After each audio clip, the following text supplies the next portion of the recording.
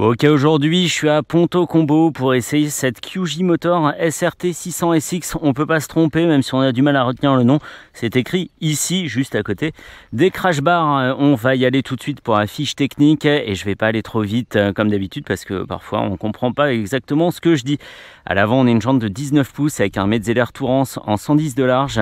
On a deux étriers Brembo 4 pistons posés sur deux disques de 320 mm de diamètre au bout d'une fourche inversée réglable sur les deux tubes.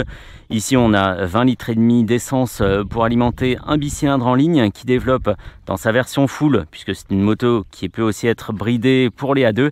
En full, il développe 56 chevaux à 8250 tours minute et il a 54 Nm de couple à 5500 tours.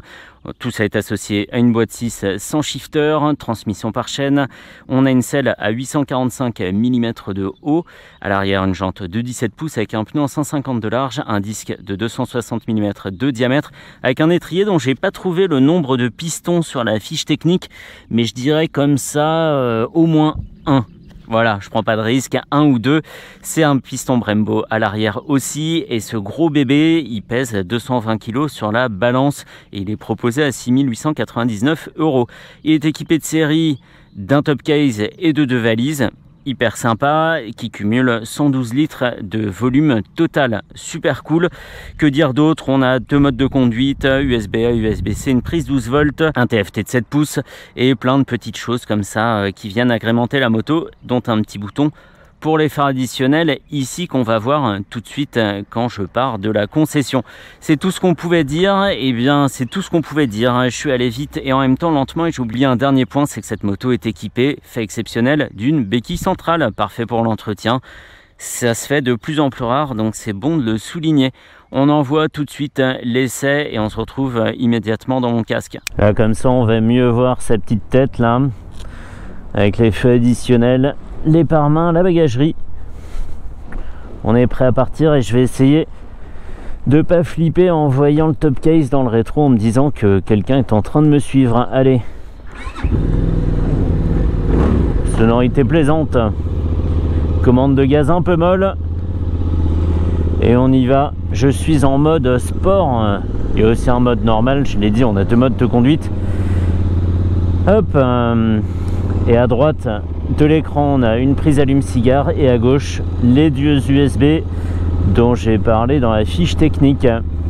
Notre TFT de 7 pouces est plutôt bien organisé, mais je trouve la présentation un peu datée. Ça fait un peu comment dire, on a l'impression de regarder le 4 à la suite dans Question pour un champion. Ça fait un petit peu ça là, ces barres bleues.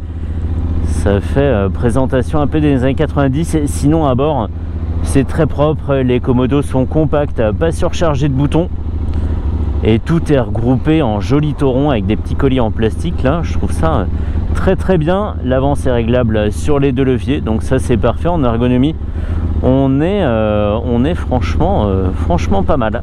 Allez, c'est parti. Allez, petit bicylindre.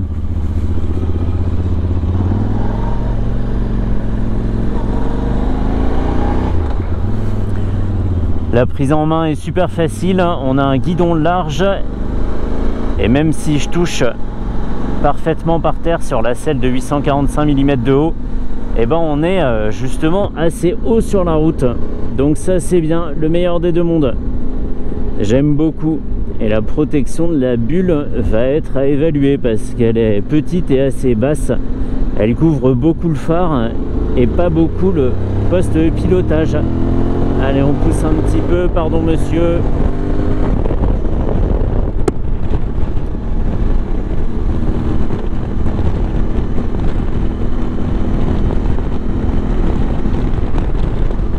Allez, nickel, ça se passe bien. Les pare-mains font un bon boulot. Ça freine bien à l'avant, c'est serein. La compression de la fourche n'est pas exagérée. Les Metzeler Tourance se comportent bien sur l'angle, c'est bien, petit Metzeler, hein. Continuez ainsi. Et sous les yeux, on a donc en gros qu'il s'agit de la vitesse, en dessous un indicateur de rapport engagé, une horloge. Le régime, alors c'est pas très lisible à droite, c'est une grosse jauge qui se remplit une jauge à essence, une température moteur, totaliseur, la température des pneus et leur pression. Allez, entre deux nids de poule comme d'habitude, même si je suis sûr que ça lui aurait pas fait peur. Alors les turbulences, elles retombent pile sur le dessus de mon casque, c'est pour ça qu'on entend que ça tape un peu. Ça fait pas bouger la tête pour autant, c'est pas saoulant, mais le bruit pour les longues distances, pour les grands voyages, il faudra prévoir des boules qui est, appelons ça des bouchons d'oreille. Sinon, aucune pression sur le torse, donc ça c'est très bien, ça repose. Les épaules sont détendues, les bras plutôt tendus, eux par contre. Ça sera peut-être un peu plus difficile d'absorber les chaos de la route, mais jusqu'à présent la fourche réglable sur les deux tubes fait un très bon travail. Le bicylindre est bien équilibré, on n'a pas de vibration, les seules qu'on perçoit sont celles dans les repose-pieds. Et la position de conduite est vraiment détendue, on pourrait être assis sur une bonne chaise, que ça serait pareil. Le dos est droit, on est un peu spectateur de sa conduite et c'est très reposant. Par contre, la selle a une forme assez bombée comme ça, en largeur, et du coup la surface de contact avec le fessier est pas maximale. Et ouais, c'est un peu ça, ouais. Et du coup, on s'enfonce pas mal dedans, ce qui pourrait être bien, mais là c'est un peu particulier, ça reste confortable, hein. Qu'est-ce qu'on est haut sur la route, on est haut sur la route et haut sur la moto, on a l'impression de dominer, qu'on pourrait quasiment passer comme ça par-dessus bord. C'est très très flippant de faire ça. Je suis allé voir si le phare était bien propre. Il faut évidemment pas reproduire ce comportement. Alors on va se mettre en deux et on part. Allez, poignée dans l'angle.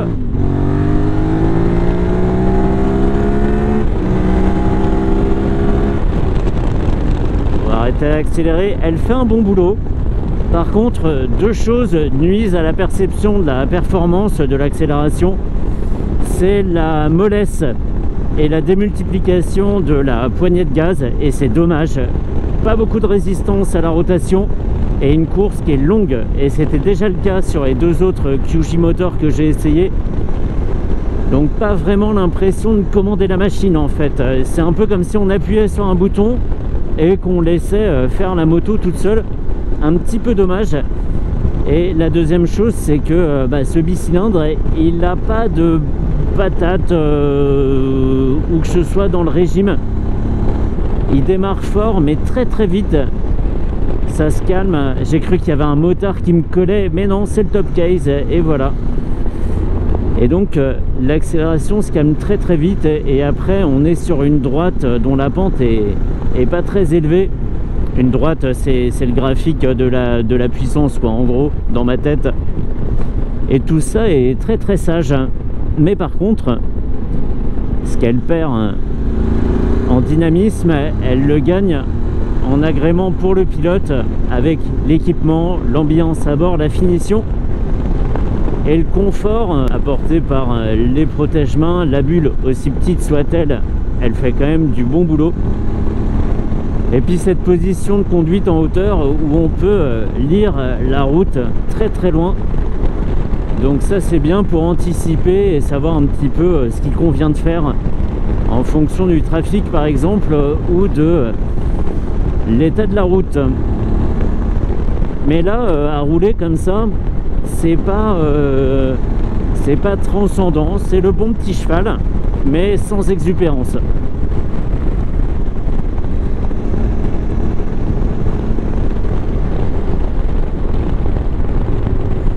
Frein arrière nickel.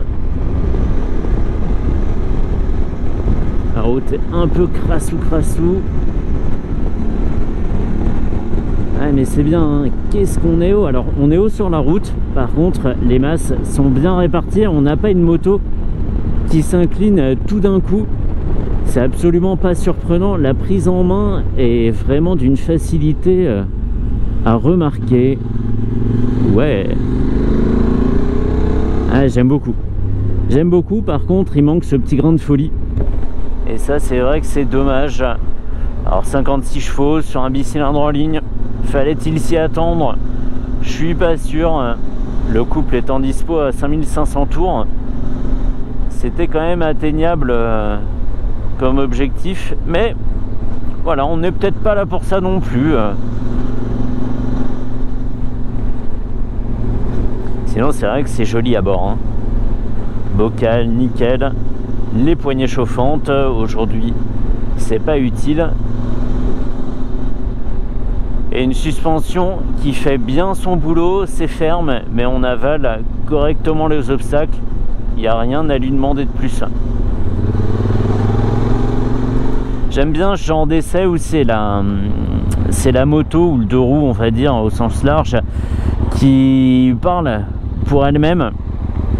C'est très agréable, ça va tout seul. Les informations remontées par la moto sont limpides. Le comportement se lit bien et on met pas beaucoup de temps à comprendre ce qu'on peut demander à la machine. Donc c'est fluide. Tout ça c'est fluide. C'est un produit sérieux, agréable à conduire et agréable à regarder. C'est valorisant hein, comme gabarit. Alors le guidon est pas extrêmement large, hein, on a déjà vu pire.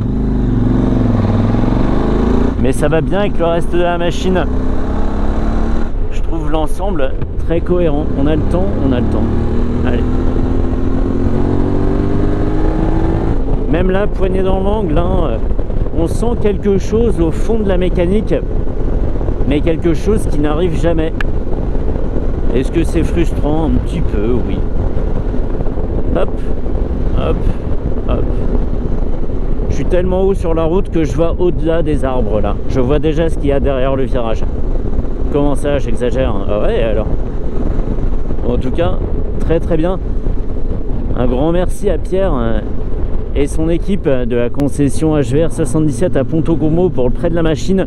Je vais faire comme ça pas mal de motos de la gamme QJ qui sont intéressantes hein, d'après moi. Celles qui sont pas intéressantes, je les ferai pas, mais j'en ai pas encore vu. Donc il risque d'y en avoir pas mal sur la chaîne. Allez, on peut en rester là pour cette SRT 600 Touring. Et moi, je vais profiter encore un petit peu de la campagne avant de me rentrer à Ponto Combo.